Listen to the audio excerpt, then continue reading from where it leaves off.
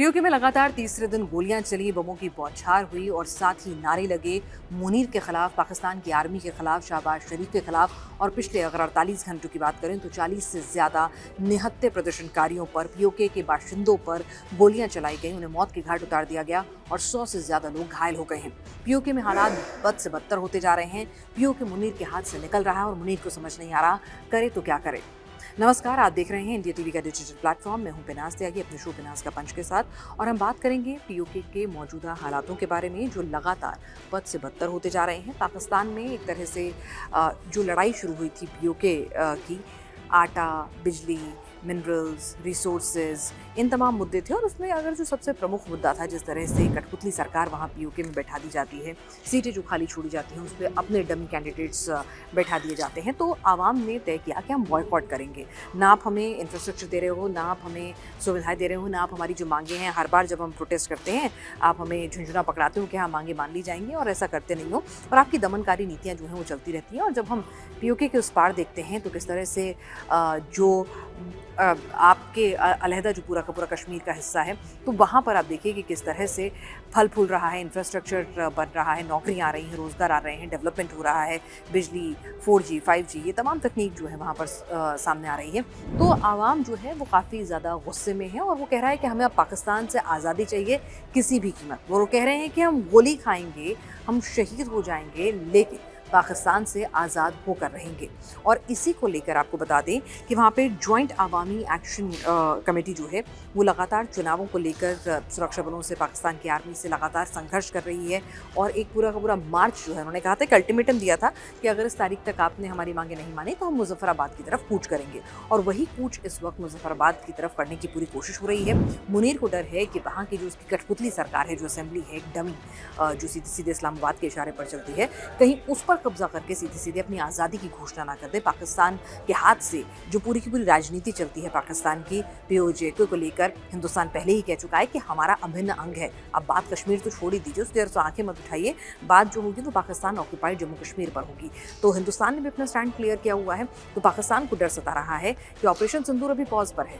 PoK के अंदर किस तरह से आवाम जो है मुखालफत पर उतरा है, लाखों की तादाद में लोग जो है मुजफ्फराबाद मार्च करने पर उतारू हैं। मुनीर ने अपनी रेंजर्स की फौज भेज दी, अपने स्नाइपर्स बैठा दिए ऊंची ऊंची बिल्डिंग्स पर, पॉइंट ब्लैंक शॉट डाउन के आदेश दे दिए हैं। महिलाओं और बच्चों को भी नहीं बख्शा जा रहा है। हालात ऐसे हैं, इंटरनेट वहाँ पर पहले से बंद है, बिजली बंद है, रस्म की सप्लाई आपने रोक दी थी कि भूखे मर जाएंगे तो शायद अपना आंदोलन वापस ले लेंगे, जब कुछ भी नहीं हुआ। और आपका जो पहले दौर का जो चुनाव था, अभी 2 दौर का चुनाव होना बाकी है, पहले दौर का जो चुनाव था उसमें सीधे सीधे आपको बॉयकॉट कर दिया गया। 5% वोटर टर्नआउट भी नहीं हुआ है, फिर भी आपने कहा कि हाँ हाँ ठीक है, ये सीटें इसने जीत ली, इसलिए। तो आप की जो साइकोफेंसी है, अब उसके खिलाफ हकीकत का आईना आपको दिखाने के लिए वहाँ का आवाम जो है उठ खड़ा हुआ है और हालात वहाँ पर लगातार बहुत ही ज़्यादा पैनिक सिचुएशन होती जा रही है। जो भी बमुश्किल, क्योंकि वहाँ इंटरनेट बंद है तो एक्सेस नहीं है, मीडिया को वहाँ जाने नहीं दिया जा रहा है, कि पाकिस्तान की मीडिया को भी वहाँ नहीं जाने दिया जा रहा है। पाकिस्तान के कई वरिष्ठ पत्रकारों से जब बातचीत होती है वो कहते हैं कि हमें जाने की इजाज़त नहीं है। तो वहाँ पर जिस तरह के हालात हैं, सीधे सीधे लड़ाई के मूड में पीओके का आवाम आ गया है। उससे इस वक्त पाकिस्तान से आज़ादी के सिवा कुछ भी मंजूर नहीं है, वो शहादत के लिए भी तैयार है। आपको बता दें कि जिस तरह से हम देख रहे हैं कि वहाँ के लोगों का दावा है कि 250 से ज़्यादा जनाजे लाशें रावलकोट में पड़ी हुई हैं, उठाने वाला कोई नहीं है, गलियों और नालों में लोगों के शव पड़े हुए हैं और इतना सब कुछ हो रहा है, ऐसा वहाँ के लोगों का दावा है। जो वहाँ से अपुष्ट खबरें आ रही हैं या उनके जो समर्थक हैं, सिंपैथाइजर हैं, वो ये कह रहे हैं, वो कह रहे हैं कि इस सब कुछ हो जाए, हम मर मिटेंगे, हम शहीद हो जाएंगे, लेकिन अपना ये पूरा का पूरा आंदोलन जो है वो वापस नहीं लेंगे। आवाम वहाँ पर कई ऐसे भी नारेबाजी हुई हैं जहाँ पर हिंदुस्तान की आर्मी से उन्होंने मदद की गुहार लगाई है कि हमारी मदद कीजिए, हमें इस पाकिस्तान के चंगुल से आज़ाद कराइए। और हालात ऐसे हो गए हैं कि आप देखिए कि मुनीर जो कहता है कि मैं पाकिस्तान की आर्मी आपकी रक्षा के लिए भेज रहा हूँ, वहाँ पर उसी आर्मी को, उन्हीं रेंजर्स को बंधक बना लिया गया और उनको सुनाया जा रहा है कि देखो तुम हमारे ऊपर, अगर हमको तुमने बंधक बना लिया होता तो हमारे साथ तुमने क्या सलूक किया होता, हम तो फिर भी तुम्हारी वर्दी का लिहाज कर रहे हैं, हम तुम्हारे साथ बदसलूकी नहीं कर रहे हैं, तुम्हें गोली नहीं मार रहे हैं। तो यहाँ पर आपको बता दें कि ये जो सवाल जो है ना इस वक्त, ये ऐसा नहीं है कि सिर्फ जॉइंट JAAC की तरफ से उनके जो नुमाइंदे हैं वो सिर्फ इस आवाज़ को उठा रहे हैं, बल्कि अब आवाम जो है वो इस पूरे के पूरे प्रदर्शन में, इस पूरे से पूरे अपने हक की लड़ाई में शामिल हो गया है। आप उसे उसके जो संसाधन हैं उनको दोहन करते हैं, आप उसका फ़ायदा नहीं देते हैं। बिजली बनाते वहाँ से हैं लेकिन बेचते आप पाकिस्तान के दूसरे हिस्सों में हैं। यहाँ कोई सब्सिडी भी नहीं देते हैं, बिजली भी नहीं देते हैं, इंटरनेट नहीं देते हैं, रसद नहीं देते हैं। महंगाई लगातार बढ़ती जा रही है, नौकरियाँ नहीं हैं, रोज़गार के अवसर ख़त्म कर रहे हैं, इंफ्रास्ट्रक्चर डेवलपमेंट नहीं हो रहा है, इंडस्ट्रीज़ नहीं आ रही हैं, कुछ भी नहीं हो रहा है। और आप पीओके के रिसोर्सेज़ को और पीओके के नाम पर राजनीति करके सबको बरगला के अंततः आप क्या कर रहे हैं कि आप पाकिस्तान में, ख़ासतौर से पंजाब पाकिस्तान जो है, जिस तरह से कहा जाता है कि अगर पाकिस्तान में इस वक्त कोई इलाका जो है वो मुनीर और शहबाज शरीफ के कब्ज़े में है तो पंजाब पाकिस्तान है। बाकी केपी प्रोविंस अपनी अलग मांग उठाए हुए है, बलूचिस्तान अलग हैं, सिंध अलग हैं, तो हर तरफ आक्रोश है। वो तो कह रहे हैं कि पाकिस्तान के टुकड़े होना जो वो नियति है। पहले बलूचिस्तान तो खुद की अपनी अलग झंडा, अलग राष्ट्रगान, अलग करेंसी, वो तो पहले से ही ऐलान कर चुका है। वो कहता है 85% हिस्सा हमने कब्जा लिया, 15% इस साल कब्जा लेंगे साल भर के अंदर अंदर, और फिर बस हम अलग हैं। तो इधर पीओके में जो बगावत है वो कह रहे हैं कि अब आर्या पार की लड़ाई होगी। पाकिस्तान के जो झुंझुने पकड़ाए जाते थे, जो हम पर जबरन वो कठपुतली सरकार बना के हमारे हाथ में झुंझुना देता था और सीधे सीधे उसे गवर्न करता था वो इस्लामाबाद से, लाहौर से बैठकर, तो वो अब हमें कतई भी बर्दाश्त नहीं होगा। तो यहाँ पर पूरा संघर्ष जो है वो सामने नज़र आ रहा है। और सीधे सीधे वहाँ पर आवाम की जो तस्वीरें, जो मैसेजेस हमारे पास आ रहे हैं, अगर आप उन्हें पढ़ेंगे तो किस तरह की स्थितियाँ हैं आपको खुद ब खुद अंदाज़ा लग जाएगा। 27 जुलाई को रावलकोट की ईदगाह मैदान से 1.5 लाख लोग, आपको बता दें, मुजफ्फराबाद के लिए कूच करने के लिए, चलो मुजफ्फराबाद जो पूरा कब्र मार्च था, तो वो निकले थे। तो मुनीर की सेना ने, मुनीर ने बाकायदा छतों पर, ऊँची हाई राइज बिल्डिंग पर स्नाइपर बैठाकर उन पर गोलियाँ बरसाती थी। 28 जुलाई को रावलकोट के बाजार में मुनीर की फ़ौज ने सरेआम गोलियाँ चलाई थी। 29 जुलाई को रावलकोट के बाहरी इलाकों में जमा पाकिस्तान की फ़ौज ने लोगों के साथ कत्लेआम किया था। तो आप सोच के देखिए कि लगातार ये कत्लेआम जो है वो लगातार जारी है और स्थितियाँ जो हैं वहाँ पर लगातार बढ़ती जा रही हैं। और वो कह रहे हैं कि अब हमें यहाँ पर पाकिस्तान की फ़ौज पर, आसिम मुनीर पर, शहबाज शरीफ पर, किसी पर भी भरोसा नहीं रह गया है। दरअसल मुनीर के साथ क्या हुआ है, मुनीर इस वक्त पैनिक मोड में है। मुनीर को समझ में नहीं आ रहा पाकिस्तान को संभाले तो कहाँ से संभाले। मुनीर इस वक्त बलूचों से परेशान है, सिंध से परेशान है, अफगानिस्तान में उसने फ्रंट खोला हुआ है, ईरान में मध्यस्थता कराने की कोशिश कर रहा था। ईरान अमेरिका इसराइल के उस युद्ध में वो कुछ करा नहीं पाया, इस्लामाबाद अकॉर्ड फेल हो गया है, पैसे उसके पास बचे नहीं हैं। तो हालात इस वक्त उसके बद से बदतर होते चले जा रहे हैं। तो गृह युद्ध जैसे हालात हैं। और पीओके में जिस तरह से उसकी कोशिश ये थी कि वो जैसा हमेशा करता है कि भाई एक फेक चुनाव जिसे कहते हैं, एक डमी इलेक्शंस करवाता है, कुछ सीटें जो खाली छोड़ी जाती हैं उन पर अपने डमी कैंडिडेट्स देकर अपनी बहुमत की सरकार बनवाता है, लाहौर से इस्लामाबाद से पीओके चलाता है और मुजफ्फराबाद की असेंबली कहने भर को है। तो वो जो डमी सरकार है वही कोशिश थी कि इस बार भी चुनाव कराए जाएंगे और ऐसा ही होगा। लेकिन इस बार लोगों ने कहा इनफ इज़ इनफ। अब लोग कह रहे हैं शहादत दे दो, गोली मार दो, लेकिन हमें पाकिस्तान से आज़ादी चाहिए। और इसीलिए अब उसको डर ये है कि अगर मुजफ्फराबाद लोग पहुंच गए तो वहाँ पर असेंबली पर कब्जा कर दिया और वहाँ पर अगर डिक्लेयर कर दिया तो वहाँ पर कुछ भी नहीं बचेगा मुनीर के हाथों।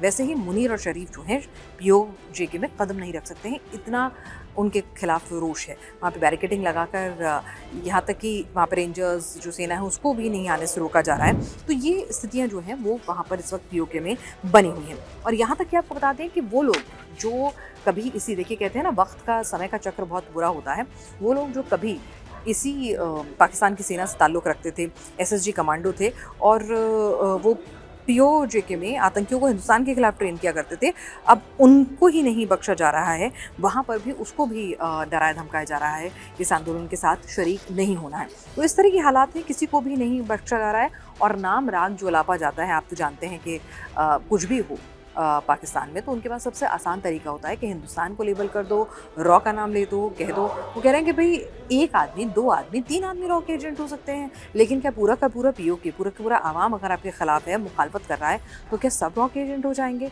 तो सवाल ये है। लेकिन वो एक बार फिर से अपने लोगों को भारत का एजेंट है, भारत ये करवा रहा है, इस तरह की बातें यहाँ पर कर रहा है। इस बीच भारत ने सीधे सीधे जब कहा गया कि पाकिस्तान कश्मीर, न्यूयॉर्क टाइम्स की एक रिपोर्ट है, तो भारत के विदेश मंत्रालय ने बहुत ही टफ स्टैंड लिया।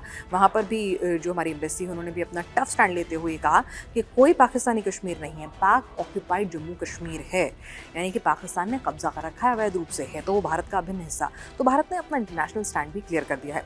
इस बीच भारत की तरफ से आपको बता दें कि जो तमाम जम्मू कश्मीर के ताहिर महबूबा मुफ्ती हों, उमर अब्दुल्ला हों, फारूक अब्दुल हों, सभी ने कंसर्न जाहिर किया है। हालांकि उन्होंने अपनी राजनीतिक रोटियां भी सेकी कि भाई इसमें इंटरवीन क्यों नहीं करते, बहुत सारे सवाल हैं। लेकिन फिलहाल उन्होंने कहा है कि जो कश्मीर कि उस पार जो POJK के लोग हैं, जो हमारे कश्मीर को जो पाकिस्तान ने कब्जा हुआ है, वहाँ पर जो आवाम के साथ हो रहा है, ये बहुत हृदयभराक है, दर्दनाक है और इस पर बोलना चाहिए। आपको बता दें, UN ने भी इंटरवेन किया था, लेकिन यहाँ पर जो स्थितियाँ हैं वो बद से लगातार बदतर होती जा रही हैं। अब सवाल ये है कि एक दिन जैसे बीतता जा रहा है, POK का आवाम जो है वो झुकने के लिए किसी भी कीमत पर राज़ी नहीं है।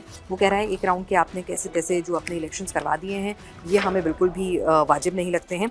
और वो कह रहे हैं कि हम बिल्कुल किसी भी हालत में, यहाँ पर वो कह रहा है कि हम किसी भी हालत में ये अपना आंदोलन वापस नहीं लेने वाले हैं।